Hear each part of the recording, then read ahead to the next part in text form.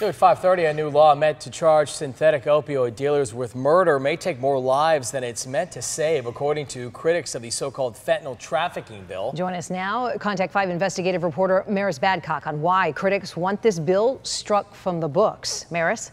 Synthetic opioids like fentanyl and carfentanil are up to 10,000 times more deadly than heroin itself. In fact, this photo from the DEA shows just how much fentanyl it would take to actually kill you. Now, while most people agree fentanyl dealing kingpins should be held accountable for dealing lethal doses, critics say charging dealers with murder may discourage some people from calling 911 if they witness an overdose. A drug more deadly than heroin now has a law enforcement antidote in Florida. You can't discuss the opiate epidemic without discussing fentanyl. Fentanyl, a synthetic opioid 100 times more powerful than heroin. 4 grams of fentanyl can kill more than 1,000 people.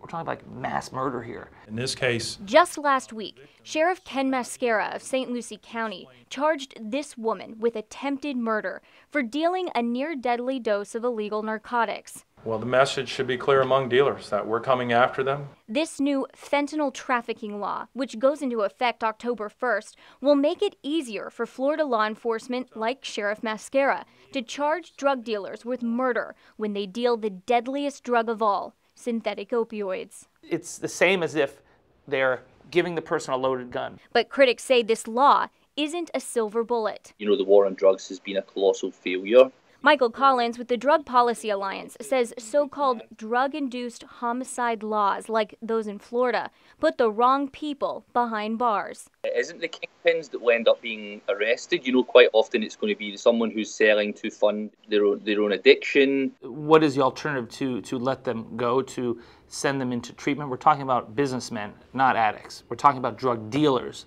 not users here.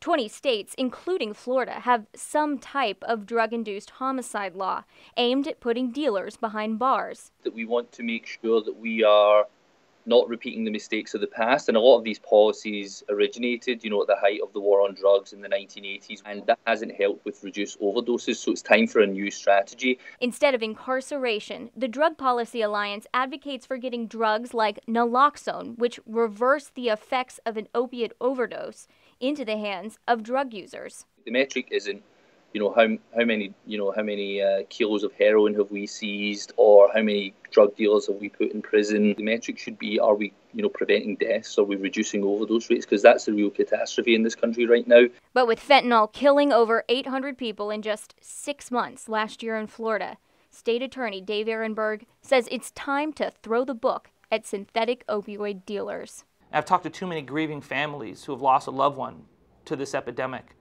and to tell them that we've identified the person who killed your child and we're going to do nothing about it is not an answer, is not a solution.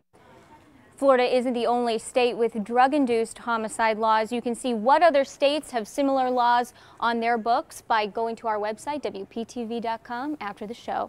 Back to you guys. Maris, thank you.